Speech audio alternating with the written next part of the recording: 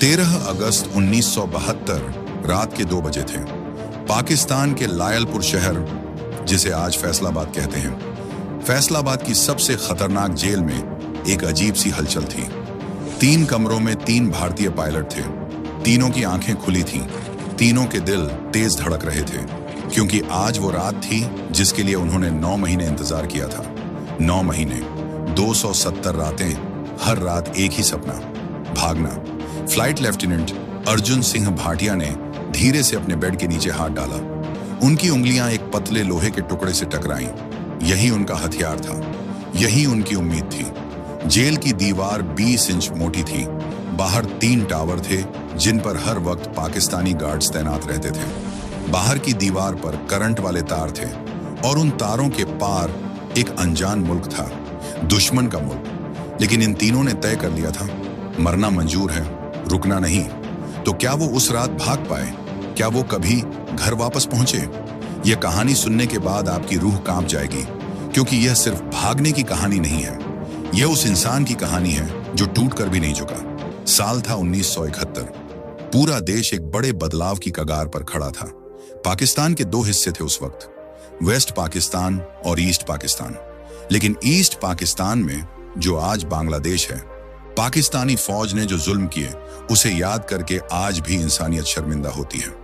वहां के आम लोगों को उनके ही देश की सेना मार रही थी। औरतें, बच्चे, बूढ़े, कोई नहीं बचा। लाखों लोग जान बचाने के लिए भारत की तरफ भागे।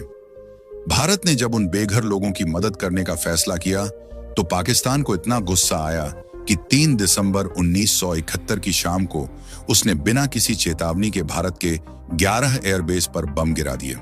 बस उसी पल भारत ने भी ऐलान कर दिया, अब जंग होगी। और उस जंग में भारतीय वायुसेना के पायलटों ने आसमान में ऐसे कहर बरसाया कि पाकिस्तान की नींद उड़ गई। लेकिन आसमान में हर लड़ाई एक तरफा नहीं होती। कभी कभी दुश्मन की गोली भी निशाने पर लग जाती है, और जब कोई पायलट दुश्मन की जमीन पर गिरता है तो उसकी असली परीक्षा शुरू होती है। ऐसे ही 3 पायलटों की कहानी है यह।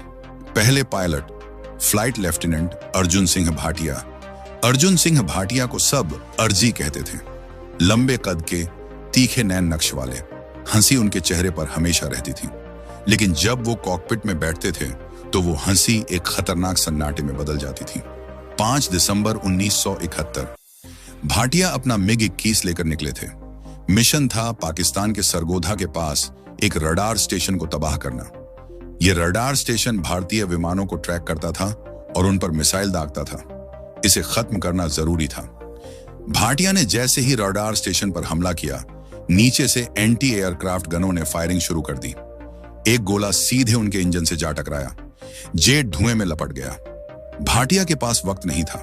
उन्होंने इजेक्ट का बटन दबाया और पैराशूट के साथ आसमान से नीचे आने लगे।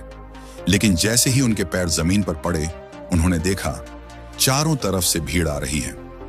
भाटिया ने भागने की कोशिश की, लेकिन पैराशूट के तार उनके पैरों में उलझ गए, गिर गए। भीड़ ने उन्हें घेर लिया। मारपीट हुई, कपड़े फटे, लेकिन पाकिस्तानी फौज समय पर पहुंच गई। इसे मत मारो, ये जिंदा काम का है। उन्हें उठाकर एक अंधेरे कमरे में ले जाया गया। वहां शुरू हुई पूछताछ नहीं, असल में टॉर्चर। 3 दिन तक भाटिया को सोने नहीं दिया गया। 3 दिन तक उन्हें खाना नहीं दिया गया, लेकिन उन्होंने मुंह नहीं खोला। दूसरे pilot flight lieutenant Vikram Rane Mumbai के थे। समंदर किनारे पले बढ़े, इसीलिए उनकी आंखों में एक दूर तक देखने वाली चमक थी। 7 दिसंबर 1971 को राणे अपना सुखोई लेकर निकले थे। मिशन था पाकिस्तान की एक सप्लाई लाइन काटना। वो एक पुल था जिससे पाकिस्तानी फौज को गोला बारूद और खाना पहुंचता था। राणे ने पुल पर हमला किया।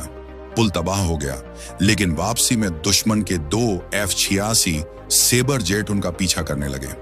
राणे तेज थे, तेज और चालाक। उन्होंने एक तीखा मोड़ लिया। एक सेबर उनका पीछा नहीं कर पाया, लेकिन दूसरे सेबर ने मिसाइल दाग दी। मिसाइल ने उनके जेट की पूंछ पकड़ ली। राणे ने इजेक्ट किया। वो गिरे एक गांव के पास।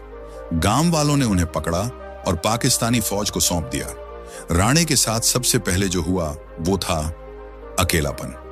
उन्हें 3 हफ्ते एक ऐसी कोठरी में रखा गया जिसमें कोई खिड़की नहीं थी। दिन रात का पता नहीं, बाहर की दुनिया का पता नहीं, सिर्फ अंधेरा और दीवारें। लेकिन राणे टूटे नहीं। उन्होंने दीवारों पर उंगली से दिन गिनने लगे।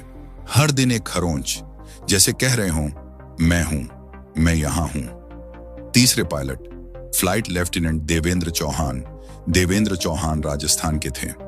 रेगिस्तान में पले होने की वजह से उनके अंदर एक अजीब सा धैर्य था। जहां दूसरे घबरा जाते, वहां चौहान शांत रहते। 12 दिसंबर 1971 चौहान का मिशन था एक खास पाकिस्तानी बंकर को तबाह करना। वो बंकर जमीन के अंदर था, बहुत गहरा। चौहान को बिल्कुल सही समय पर, बिल्कुल सही कोण से बम गिराना था। उन्होंने 2 बार चक्कर लगाया। तीसरी बार वो नीचे आए और बम गिराया। बंकर उड़ गया, लेकिन उसी वक्त एंटी एयरक्राफ्ट गन से निकला एक टुकड़ा उनके कॉकपिट के शीशे से घुसा और उनके बाएं कंधे में जा धंसा। दर्द इतना तेज था कि आंखें धुंधला गईं, लेकिन चौहान ने हाथ नहीं हटाया। उन्होंने जेट को वापस मोड़ने की कोशिश की, लेकिन इंजन ने साथ नहीं दिया। इजेक्ट। चौहान एक नहर के पास गिरे। कंधे में चोट थी, चलना मुश्किल था। पाकिस्तानी सैनिकों ने उन्हें आधे घंटे में ढूंढ निकाला। उन्हें जब अस्पताल ले गए तो पाकिस्तानी डॉक्टर को आदेश था, चोट का इलाज करो, लेकिन इतना ही करो कि मर न जाए, इससे ज्यादा नहीं। चौहान का कंधा ठीक से नहीं जुड़ा। महीनों तक दर्द रहा, लेकिन चौहान ने एक आंसू नहीं बहाया, एक आह नहीं निकाली। धीरे धीरे तीनों एक जगह पहुंचे, लायलपुर का POW कैंप। यह कोई आम जेल नहीं थी।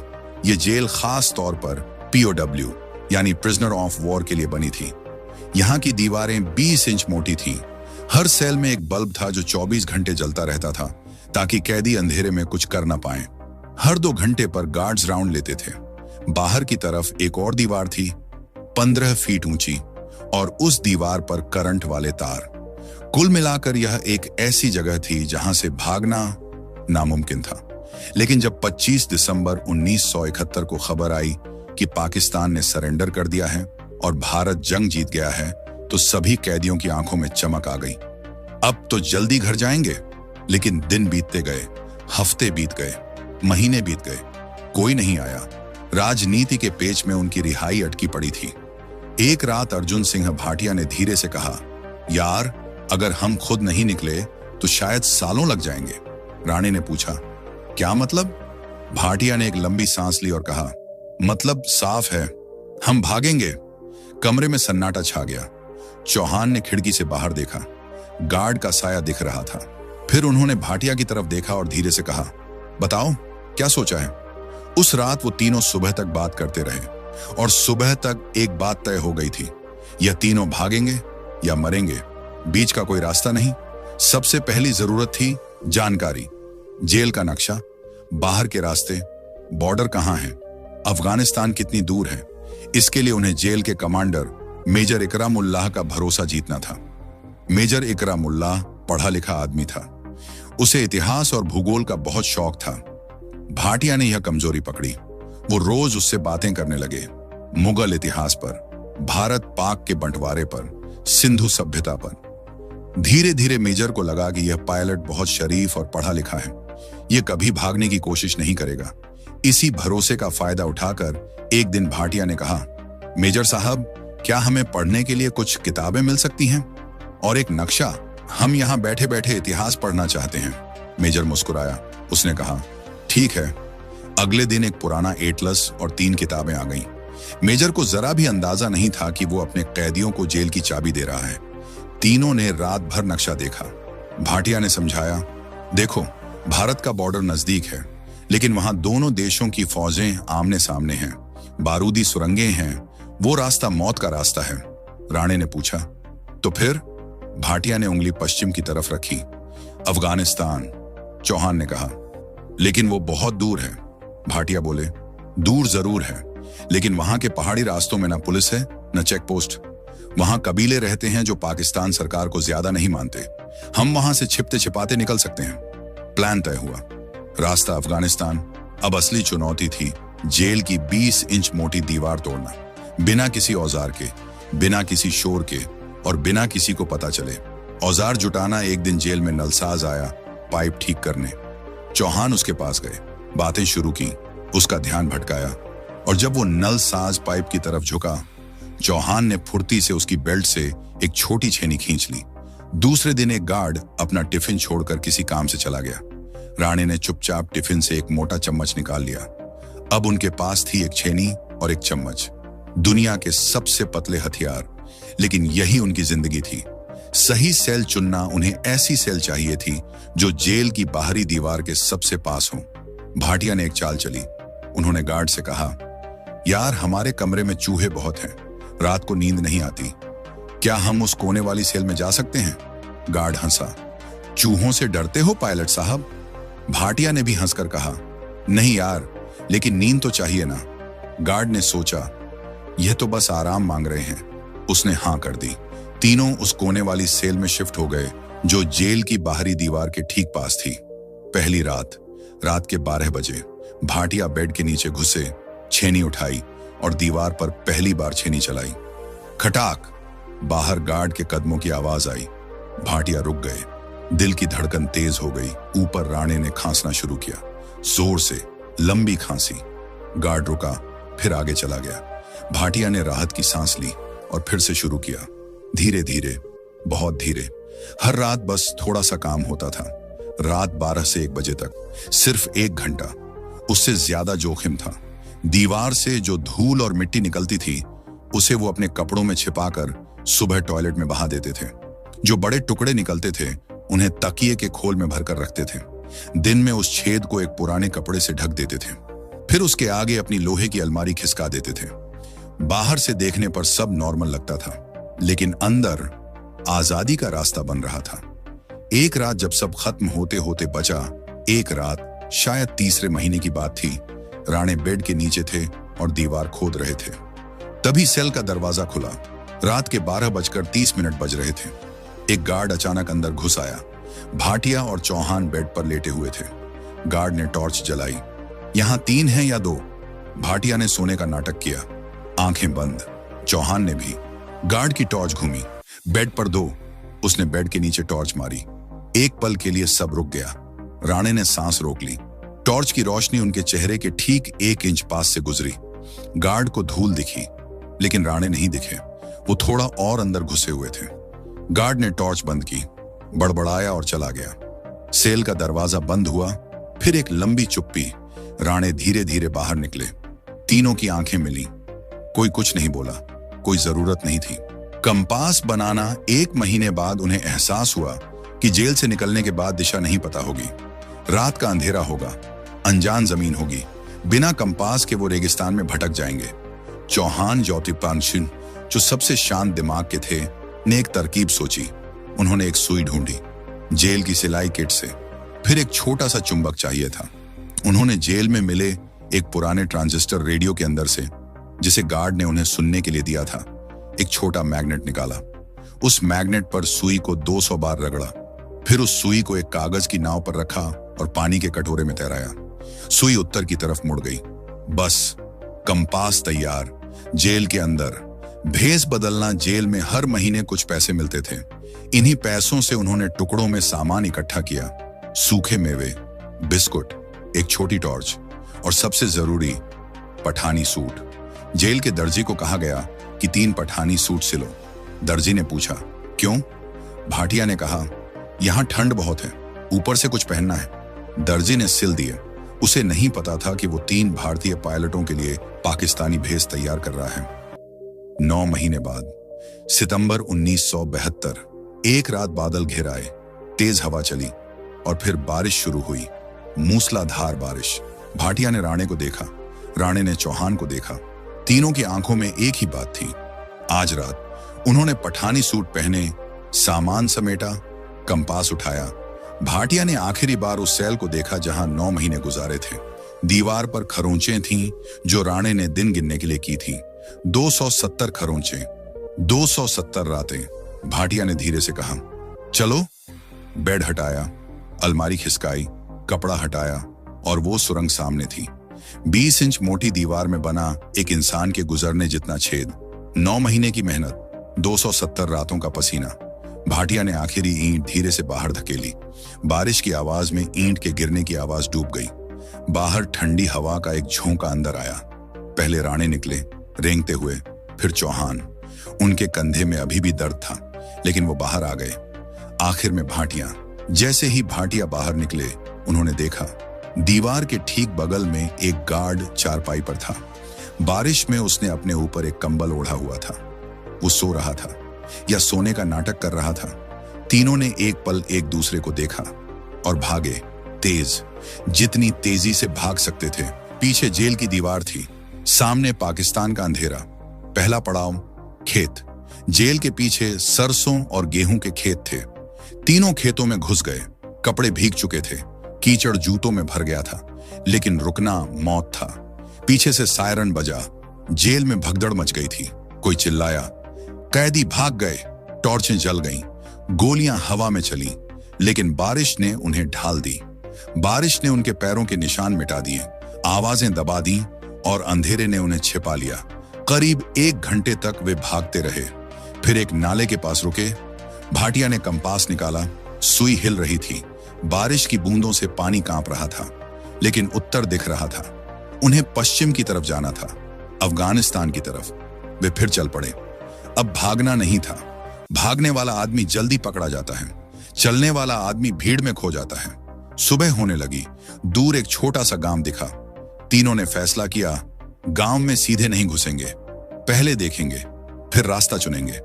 गांव के बाहर एक बूढ़ा आदमी बैठा था। उसके पास एक बैलगाड़ी थी। भाटिया ने धीरे से कहा, उसे रास्ता पूछते हैं। राणे ने कहा, ज्यादा मत बोलना, लहजा पकड़ लेंगे। भाटिया अकेले आगे बढ़े, बाकी दोनों पीछे रुक गए। बूढ़े ने ऊपर देखा। भाटिया ने सिर झुकाकर सलाम किया, कहा, चाचा, शहर का रास्ता किधर है? बूढ़े ने घूर कर देखा, फिर बोला, कौन से शहर? भाटिया अटक गए। शहर का नाम उन्हें पता नहीं था। पीछे झाड़ियों में राणे ने हाथ उठाया, पश्चिम की तरफ इशारा किया। भाटिया ने तुरंत कहा, पश्चिम वाला शहर।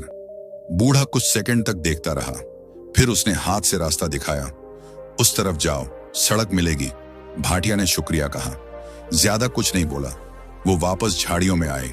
राणे ने पूछा, शक तो नहीं हुआ? भाटिया ने कहा, पता नहीं, लेकिन रुकना नहीं है।